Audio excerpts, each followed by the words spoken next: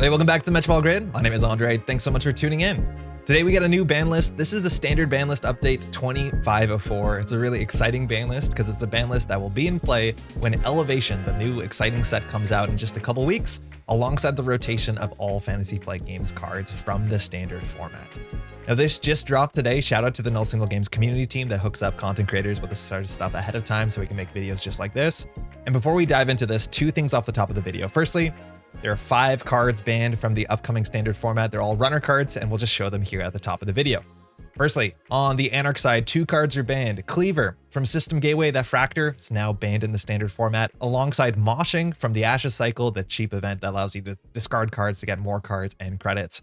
Shaper side, we got 2 things banned out. Firstly, Creative Commission, also from System Gateway, the 4-credit economy card you play last click, also banned out, alongside K2CP Turbine from the Borealis Cycle, the program that gives you +2 strength to all your non-AI icebreakers. Finally, Daily Casts, which has been around in Netrunner for over a decade. The neutral economy card has finally been banned out, and these 5 cards you'll not be seeing any standard play as soon as Elevation drops in just a couple weeks. Secondly, this article that has just come out is up on Null Single Games, so you can see it there, and I'm pretty sure that article is going to include a new spoiler card or cards from the upcoming set Elevation. Now, I don't know what that card is. It's not attached to this article. I have no idea, and I'm assuming that card will have some implication to the conversation here. So if you want to pause this video, jump to the link in the description, check it out on the Null Single Games website. I'm going to be doing the same. I want to see the new card, but I don't know what it is. So once you check that out and enjoy that card, you want to come back, we'll talk about this ban list and what we think it means for the future of Standard. Now, if you appreciate content like this, if you want to drop a like on the video, if you want to subscribe to the channel, those are really great ways to help support the channel. Otherwise, we're going to be diving into the very exciting 2504 standard ban list that's coming alongside the launch of Elevation. Now, this is a very exciting month, a very exciting time for Netrunner players, because when Elevation comes out on the 24th of April, it brings alongside it the rotation of all of the old Fantasy Flight Games cards from the standard card pool. If you're not familiar, Standard is the name of the format that the majority of Null Single Games organized play takes place in, and it largely encompasses the last 6 or 7 years of Netrunner products. At this point in time, that also encompasses some old FFG cards, which, while they've been out of print for many, many years, you can still proxy them. It's very important to understand that proxies are allowed at all levels of competitive play, but now once Elevation drops on the 24th of this month, all those FFG cards will be leaving the format. This is exciting for 2 reasons. Firstly, this is the first time where the standard modern format is going to be entirely Null Single Games cards. Now, this means in terms of accessibility, while proxying is always still legal at all levels of organized play, a new player getting into the game can grab every single card for the standard format just on the Null Single Games shop website. That is pretty exciting. Secondly, this means we're going to see a big change, a big shift in the current meta of the standard card pool. Losing 391 cards ought to make a change. And while we're getting 80 some odd cards back when Elevation releases, the format is going to be smaller and it's definitely going to be different. Now, in terms of what we can see coming up, and as much as we've only seen a handful of cards so far from Elevation spoiled, the change for the new format looks pretty substantial, and it doesn't seem like it's impacting the runner side equally the way it's impacting the corp side. The beginning of the article talks about this. With the rotation of all the FFG cards, we're actually seeming to lose a lot of corporation standard staples.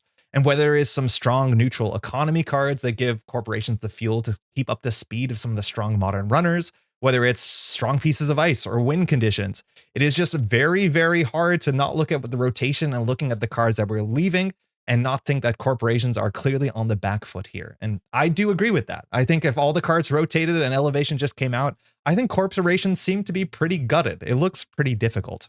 Now, for the last couple of weeks during streams, we've been spinning this ugly wheel and talking about different factions and talking about what they lose in rotation. I'll be able to link some of those in the description. We haven't gone through all the factions so far, but the short of the long is anytime that we talk about a faction and what cards are losing to rotation, just about all the runners seem pretty okay. Most of the strong standard runner decks are built out of cards from the Null Single Games card pool, while most of the strong corporation decks rely on cards from Fantasy Flight Games land. With those cards going, corporations don't seem like they can stack up to the speed and the strength and the resilience of modern runner decks. And that's where this ban list really comes from. It talks about a world in which corporations need a lot of help or runners need to be brought down a peg. And as you notice, 5 cards being banned all on the runner side, this is the way that Null Single Games is going to address the seeming power imbalance between the two sides. Of course, we're expecting corporations to get new, exciting cards in Elevation, but it seems like the issues are kind of a bigger thing that need to be dealt with in a holistic way. And banning 5 powerful runner cards should do something to tip the scales back so corporations are not entirely left in the dust when they lose important cards and their runners are still running. Now, to begin to address the gulf between corporation and runner power, runner cards were banned in 2 major camps, and the first camp was to do with ice balance. There's 2 cards that are being banned out on the runner side to hopefully address the fact and make Corporation Ice a bit more resilient, a bit more relevant, and give some more flexibility for different options out on the runner side, so Ice might just matter a bit more in a post-elevation world. The first card that gets banned out, this is from System Gateway, this is Cleaver. And this used to be one of the most common fractors you'd see across most factions. It is still pretty prevalent, as much as I think Shapers don't rely on Cleaver as much as they used to, maybe a couple months ago. But Cleaver is a pretty messed up card, and a pretty strong card, and a card that restricts the design space going forward. Cleaver, mind you, comes down for 3 credits, and it breaks 2 barrier subroutines for a single credit, which is an absolute deal. It also does come in at 3 strength, which is not bad, so you're not going to sweat any of the smaller stuff. Now, boosting this is incredibly expensive. It's 2 credits for +1 strength, so as soon as you have to boost your Cleaver up to high strength, that's where this becomes a bit untenable and becomes very expensive. Now, honestly, for the last couple of weeks, I've been guessing that Cleaver would be banned up with the upcoming release of Elevation, and that is because one of the first cards that we saw spoiled from Elevation was Rising Tide, which is an Anarch Fractor, which has kind of similar weaknesses and strengths to Cleaver. It comes in at low strength, but you can eventually boost the strength and it breaks 1-for-1 subroutine.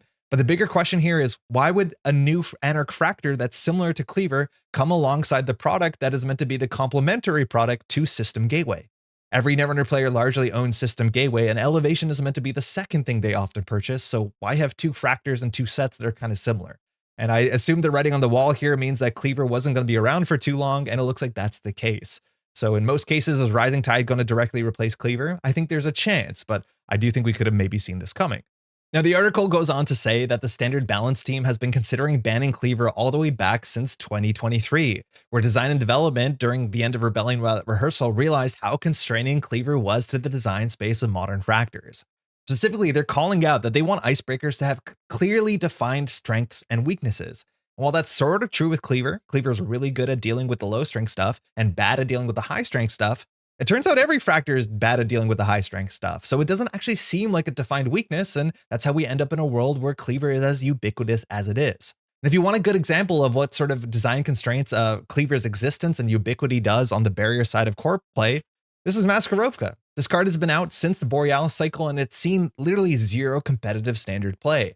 And that's because when this is res for 3 credits, if the face check doesn't fire on turn 1, well, the Cleaver goes through this for 1 credit. And resing this for 3, breaking it for 1 is just not a good trade you want to be in, and there's just better barriers you can put in your deck to deal with Cleaver. This is Capacitor. This just came out in the last set, and I honestly don't know all the text on this because that's how much I've seen this card. Resing this for 4 and to be broken for 1 credit from Cleaver doesn't make a lot of sense in your NBN deck. And while this does have text to maybe change that math a bit, this just doesn't see any play, and there's a big chance in the near future this might be a reasonable mid-range barrier you can put in your deck. In terms of corporation deck design, this is also what Cleaver does, and this is a pretty common structure of barriers you'll see in a lot of standard decks. This Ag Infusion deck is running 2 kinds of barriers. 3 Tattoo Bolas, which is the cheapest gear check barrier that you break for 1 credit with Cleaver, but you break with 1 credit for every fractor in the game largely, but it has really good text, so that's fine. And then you see the only other type of barrier in the deck is a massive 6 strength barrier, which Cleaver breaks for a lot of credits, but every fractor breaks this for a lot of credits. And there's just nothing in between. It's the real small stuff and the real big stuff. And for a little history lesson, sometimes the mid stuff was actually the most important kind of barrier in Netrunner. This card has been around, Eli 1.0, for about a decade, and many, many moons ago, this was the most taxing mid-range barrier. You'd have 3 of these in just about every deck because people broke this for like 4 credits. The idea is that this sort of mid-range 3-4 strength, the sort of Palisade type slot, does not exist in modern standard Netrunner because Cleaver makes it look a bit silly.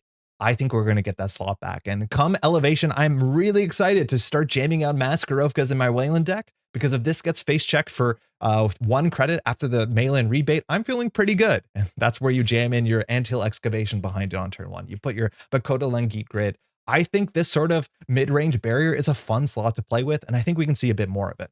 Now, this mid-range barrier slot is also interesting against the rest of the factions. I think criminals are probably the least likely to play Cleaver, or classically they were, but Kurapura has to pay 4 credits to go through all of the Maskarovka if they want to get the power counter, and that's a lot of money for a 3-strength ice that probably refunded on the face check. Now, when it comes to Shapers 2, the mid-range ice slot, Propeller doesn't line up well against these 3-strength, 4-strength ice. You have to use half the Propeller counters, and that might not be sustainable. Now, I do need to shout out Shaper as much as they have been very Cleaver heavy maybe about a year ago. It feels like we're seeing more options in that Fractor slot in Shaper, and I think Propeller is maybe arguably one of the best Fractors in the game now. I guess that leaves Anarch, which now has Rising Tide as their obvious Cleaver replacement. How good is Rising Tide? I honestly can't tell. I feel like we're going to see how people construct decks and see how the downsides and the upside of these cards, how quickly those can come into play. Every faction classically in Netrunner is meant to be the best at breaking one type of ice, and Anarchs are meant to be the best at breaking barriers. And there's a chance that Rising Tide might not be the best Fractor in the whole format. I don't know. Propeller and Propeller Recursion still seems pretty good. So I guess we're going to see pretty soon what's going to be happening when Elevation comes out and we have the rotation. But 2 things are guaranteed. And firstly, the 3-strength barrier slot, we're going to see more cards designed in that space because all of them just dying to 1 credit Cleaver, it's not a problem we're going to run into anymore. And I think we're going to see more people try out more Fractors, specifically when it comes to Anarch and Shaper, that were largely falling back on Cleaver. Corporations also now can play more barriers. And overall, I think I'm pretty happy seeing Cleaver go. We'll see how good the Rising Tide is, but I like this change a heck of a lot. Now, next up, and arguably also as important when it comes to the strength of ice, the next card to be banned out is K2CP Turbine. This is a card that came out in the Borealis cycle, and you install this for 1 MU for 4 credits, and it just gives all your non-AI icebreakers +2 strength. That's a lot of strength, and this very quickly becomes such a massive economy-saving card. And while this card interacts with certain breaker suites better than others because you save more credits, like Cleaver, for instance, if you have to break a high-strength Brawn, this card saves you 4 credits immediately. If you're playing Buzzsaw as well, and a lot of times you'll see Turbine along these sort of fixed-strength breaker suites, Buzzsaw saves you 6 credits if you have to boost twice that the Turbine gives you. And so these become obvious synergy cards, and it's also one of the big reasons Cleaver was so ubiquitous in Shaper, potentially. It's not something we see so much modernly, but these cards work really well together. Now, the banlist team has been very clear that Turbine has been on their watch list for years now, and this is a card I've heard many folks from the community decry, because once the Turbine comes down, largely runners are setting up what's considered their Doom rig, where if they have their Turbine and their Buzzsaw and their Cleaver, well, they're just breaking everything for 1 credit, 2 credits for a piece of ice. And when you res your Codegate Vampire Nasa for 7 credits and the Doom Rig comes down and breaks it for 2 credits, you're starting to feel pretty silly. And this sort of late game eventuality is something that runners were getting to super consistently in a format where runners were left with all the gas cards and corporations were struggling to keep up to their speed. And so, of course, NSG has banned out Turbine to try and kind of balance those scales. Now, specifically here, they shout out that the removal of Turbine gives the design and development teams rooms to explore more interesting and nuanced effects to keep Glacier strategies in check in Elevation. I'm pretty sure that the card that's spoiled in this article might fit into that camp, and I think that is one of the problems people have with Turbine is that it's not very nuanced. It doesn't require any decision making. It just comes down and does its thing, and the question with the corporation is, can you go fast enough for this thing not to be able to afford to come down in terms of clicks and credits? And so having something that's more interaction based, having something that has a bit of a shelf life or has ways to counterplay it, I think people will be pretty happy about that. Now, I think if there's ever been one specific card that I've been asked more over the last couple of years, do you think this card should be banned? The one card that comes up the most in conversation is K2CP Turbine. I've got that question so many times. Do you think this card should exist? Do you think this card should be banned? And my answer is usually, honestly, I'm not sure. I do agree that I don't like that this card lacks the nuance that when it comes down, ice-based strategies kind of evaporate. But on the other hand, I'm not a person who enjoys massive Glacier strategies in which all the corporation does is get really big ice on the table and makes it as much as possible to make it impossible for the runner to interact. The fact that running R&D now costs me 14 credits as opposed to 3 or 4 credits, I don't think makes the game more exciting or more fun as someone who likes to interact. Now, I do agree that Turbine has messed up numbers, and its existence largely scares out from most metas to make that sort of hyper Glacier strategy to be the obvious optimal strategy. And I think that's okay. I think Glacier should be an option. It shouldn't be unpursuable, but maybe in certain metas, it's not the right thing to do. And I think we're kind of there for what it's worth. I don't think Turbine is everywhere, but I am worried in a world without Turbine that if that shows up to be the most common strategy, I don't know if I'll find it as fun. Now, of course, I do think Elevation will have a turbine-like card. I'm assuming that's what's in the article today. But I do think you need to find a balance between an interesting way to interact and a thing that just comes down and just says ice is worthless. And I'm pretty sure that NSG can nail some midpoint there. Now, I do want to shout out with Turbine Ban, there's a couple strategies that I find incredibly frustrating to play against that might be worth looking into again. Things like Stegodon are largely diffused by turbines, and while I find this to be an absolute nightmare to play against, this might be worth something again. Things like Sisyphus Protocol, I think this might be my least favorite agenda in the entire standard card pool, and if you're telling me it's now going to cost me 14 credits to run through the Vampire twice, or heaven forbid a Cloud Eater, like, I don't think that makes my game more fun. I think I just often concede. It's not a good look for me, I'll be honest, but I just don't think that sort of Netrunner is more fun. And I want a way that we can deal with big ice and not feel like we just have to say, okay, well, I'm just going to play Aquaceres Crew and destroy all your ice on site. It feels like we need that midpoint, and I'm assuming we'll get something there.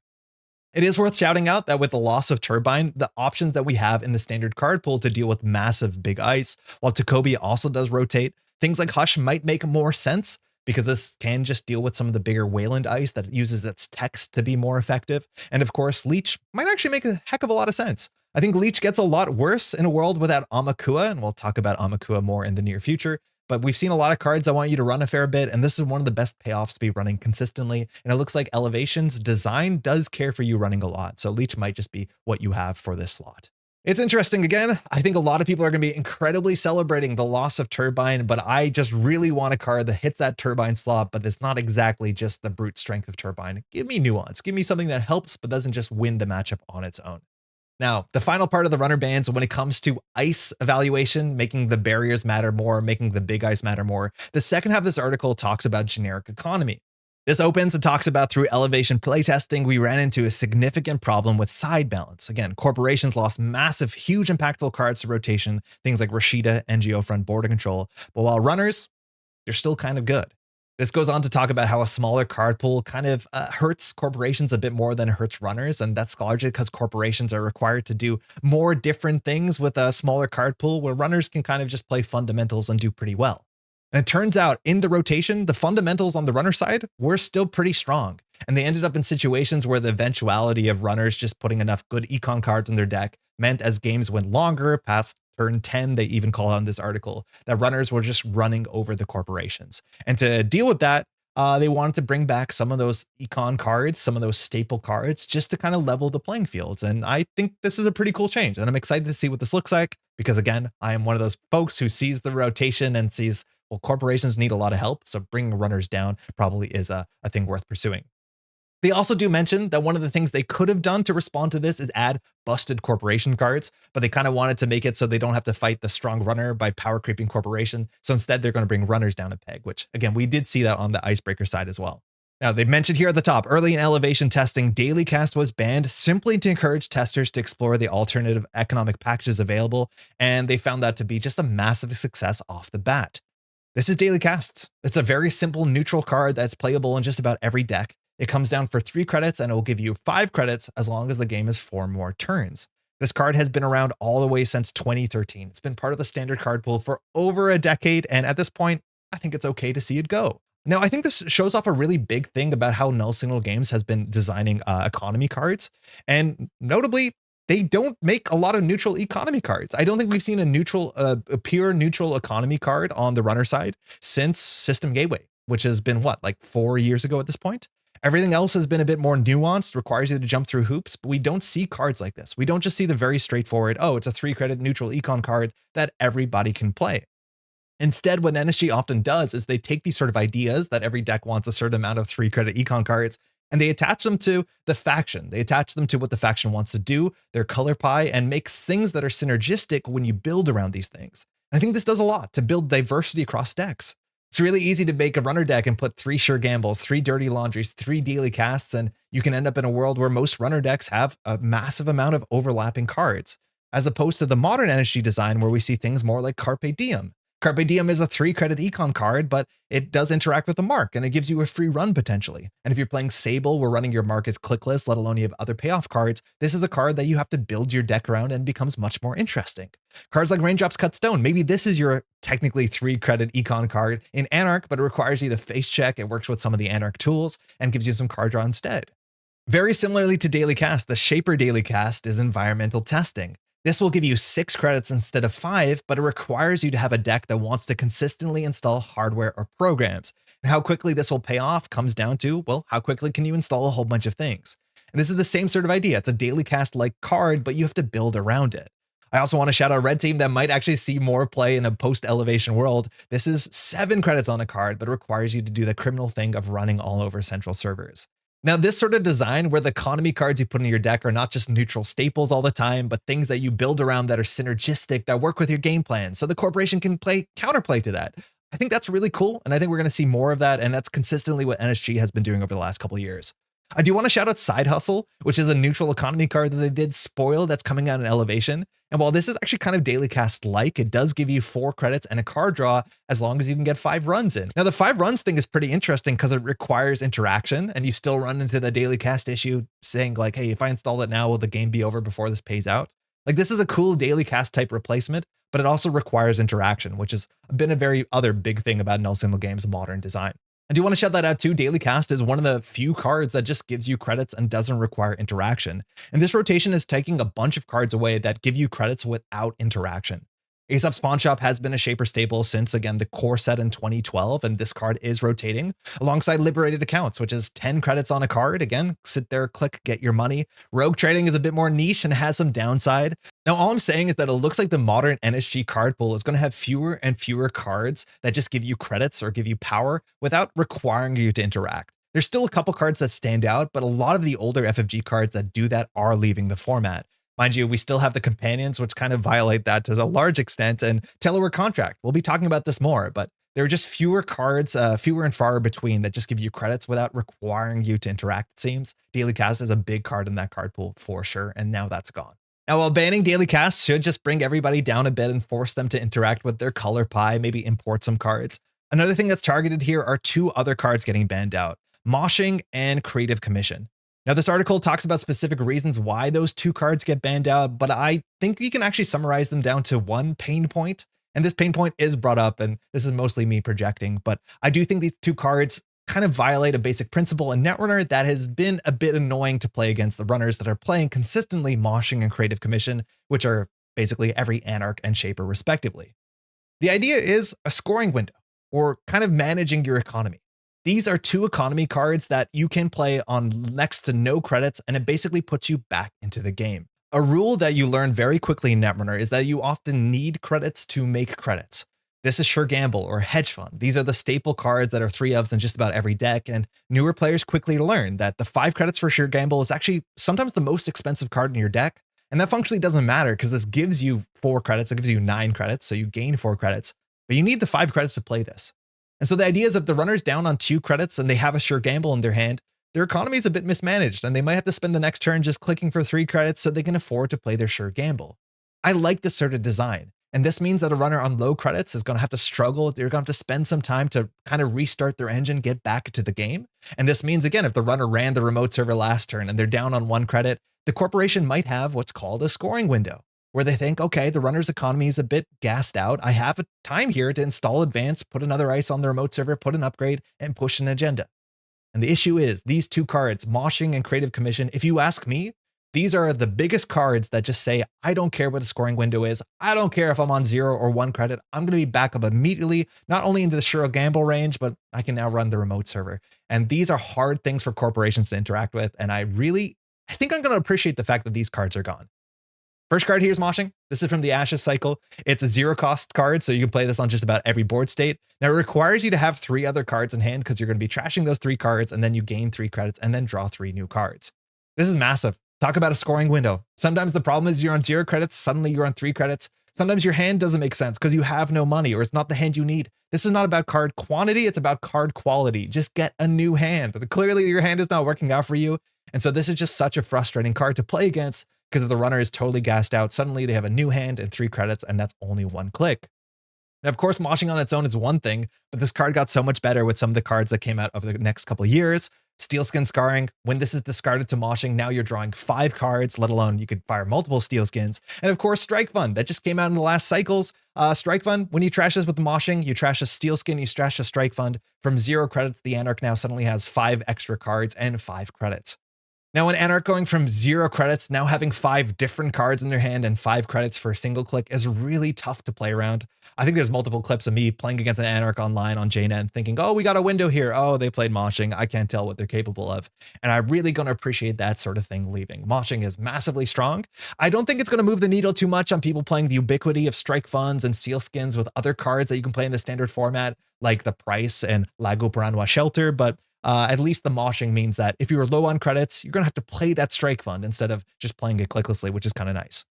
Now, similarly on the Shaper side, we have Creative Commission banned out, the most direct near print of Sure Gamble the game has seen, and its presence dwarfs Shaper in a way that can be quite subtle. The same sort of idea. If you're not familiar with Creative Commission, it's a single click for 4 credits.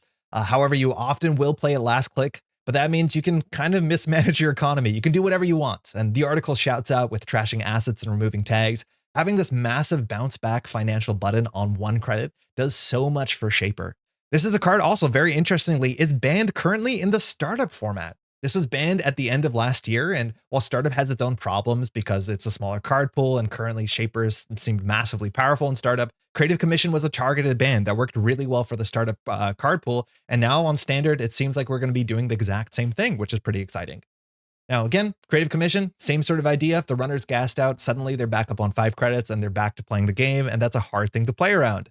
Notably, they're saying that they hope that this ban encourages Shapers to rely more on cards like Telework Contract and Environmental Testing, which are not as reliable. And I love that. The idea that the environmental testing comes down and you spend a click for -3 credits, and this will pay off guaranteed in the next couple clicks. This makes windows. This means, okay, I'm going to take a down tempo turn this turn so that the corporation has a turn that they can maybe capitalize on the fact that I put myself on the back foot, but they don't know how quickly this is going to pump. This is exciting Netrunner. As opposed to every card being tempo positive, I do think a lot of runner decks should have tempo negative cards, and that builds these windows. This means the game naturally breathes in and out, and that is just much more interesting than having the panic 1 for 4 credit button. Similarly, Telework. This is a bit of a slower card, and while it's a single card with 8 credits on it, I do think this will see more play because it is a slow card. It is technically 2 clicks for the first 2 credits, which is not fantastic, but over time this will add up, and this will give scoring windows. It'll force people to plan their turns. I think this can do a lot of what Creative Commission does, but it does it slower, and that's what I want. I want the game to have a bit more of these windows to trade back and forward. Overall, I feel like I'm going to really like these changes, and having that sort of goal of slowing down runners because runners just have too much money and are too fast should help corporations in a world without Rashida and border control hopefully catch up. As much as we're also expecting more cards and elevation to, of course, give corporations some pretty fast and cool things to do. Now, lastly, I do want to talk about this like low economy bounce back cards. I think this is a conversation we're going to see later as well. This is your digital life, and it's not directly mentioned in this article. This is a card that I've heard folks on the standard balance team talk about as potential concerns because we're seeing a bit of this on the corp side. This is not super prevalent now, and we'll see how much YDL we see in the elevation meta. But cards like this that allow you to bounce back on credits, but cost very few credits to play, generally don't give your opponent ways to interact with you. The idea is that if the corporation is on 0 credits, they might not be able to do anything on their next turn besides click for credits. But in a word with YDL, potentially you can just do credit, YDL, and all your economy is fixed. So I do think currently that there is a bit of a struggle, and design and development are trying to figure out what to do with these like really cheap econ bounce back cards. And I'm interested to see also on the corp side whether we're going to see more of these sort of things, because these do look like a pain point that NSG might have to talk about in the future. It's not a big problem now, but bounce back cards with 2 credits, that's what we're seeing on the runner side. On the corp side, we might run into that problem in the future. Now, finally, and this is sometimes my favorite part of these articles, they often end talking about other considerations, things that the standard balance team tested and were thinking about, but didn't end up being banned.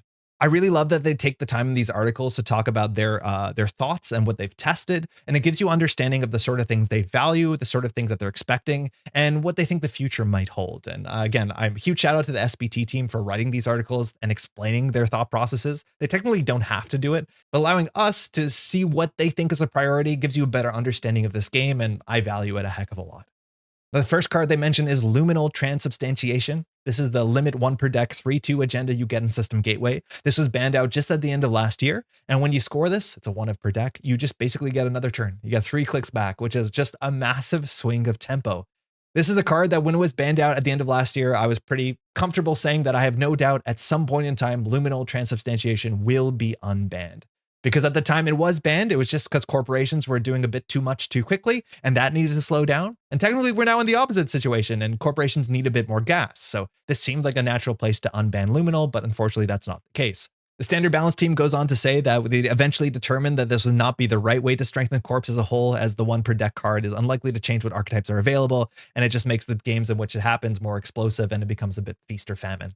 Kind of a problem with limit 1 per deck cards in general, but they thought this wasn't the best time to do it. They also were very clear that they found plenty of fun and playable archetypes in HB without luminal in the upcoming elevation meta, and while I'm excited to see those cards for sure, unfortunately it's not time for our exciting splashy HB card. I do want to say that it's sometimes important to have HB have some exciting cards that you're just stoked to score out and do cool things, because HB can be a bit boring sometimes for some players, where it's all about small efficiency gains and just eking out value. Sometimes you need something a bit more flashy. And I was hoping in a world without Ikoa Project, which does rotate out of the standard ban list, we might not run into the issues where a player scores out the luminal, and then with the extra 3 clicks, they do install advance Ikoa, and then suddenly they're on game point, and you are going to struggle to deal with the defensive agenda that showed up out of nowhere.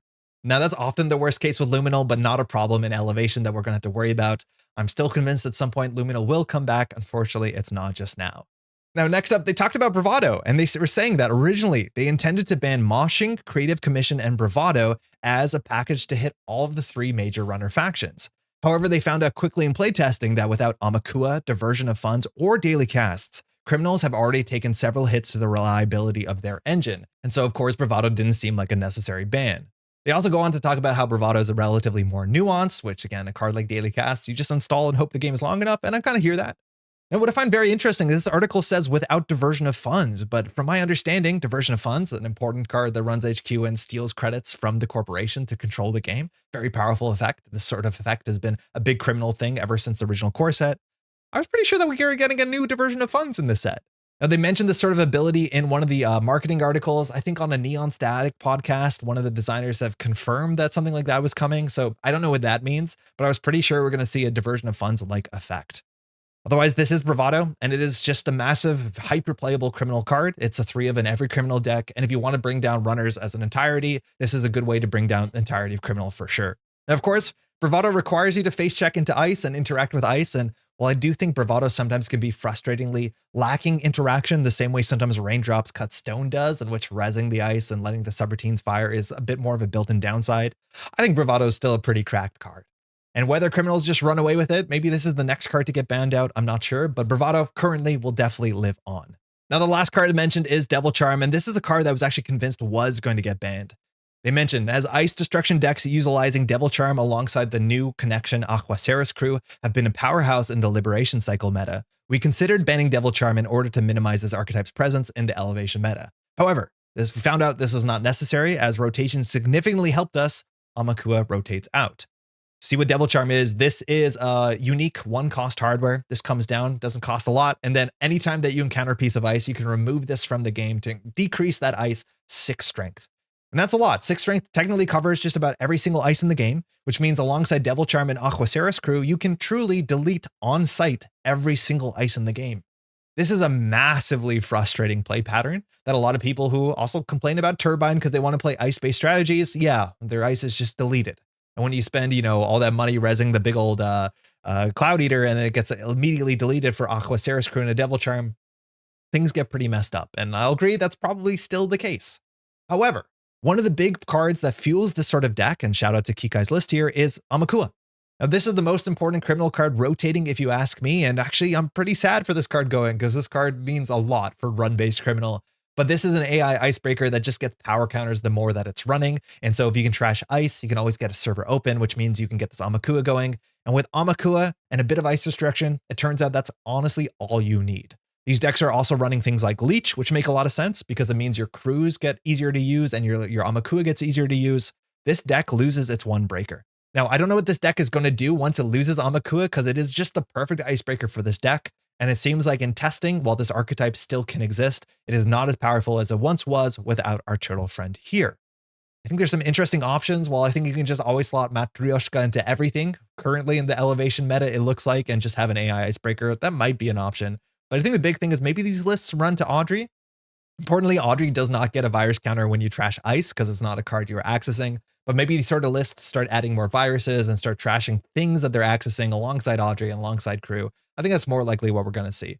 But the more straightforward version of this with Devil Charm Crew, currently you can still play some amount of that, but its power level clearly was brought down.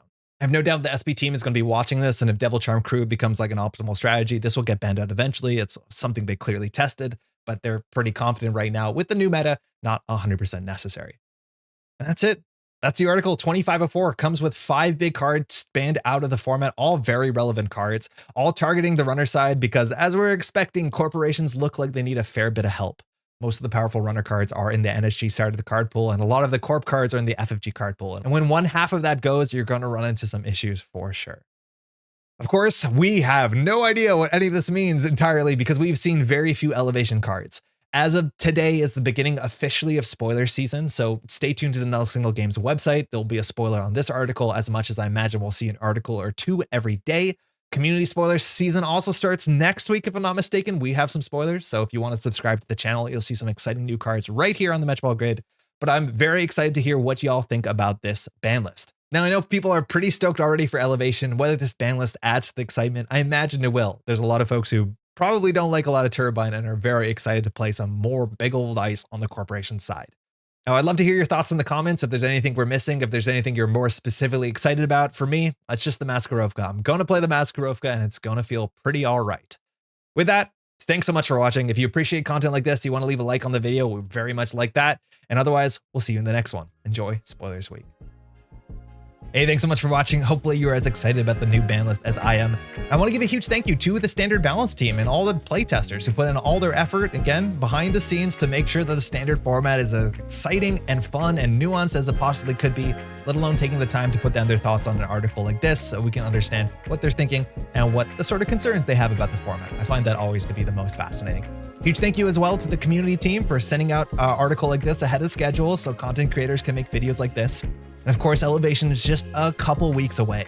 Come April 24th, when Elevation is released, just like we did last year for Rebellion Without Rehearsal, we'll be doing a whole week-long stream here on the channel. I am looking forward to it so much. Whether we're going to be trying out the new cards in the paper studio for the first time or just jamming games on JNet, talking about the meta, building some decks, it's going to be a lot of fun. And hopefully we get to see you there on just a couple weeks from now.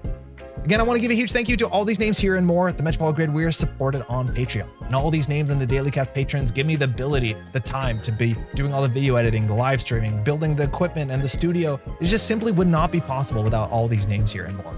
If you enjoy content like this and you want to support the channel, you can find a link below. Any amount of contribution is incredibly appreciated. If you just want to leave a like on the video as well, that helps a heck of a lot. Otherwise, we'll be back in a bit. Again, it is Spoilers Week, so stay tuned to Null Signal Games' website. We'll have community spoilers here. I don't have an exact date, but I believe it's sometime next week because we don't have a lot of time before the new set comes out. Thanks so much for watching, and we'll see you in the next one. Ciao.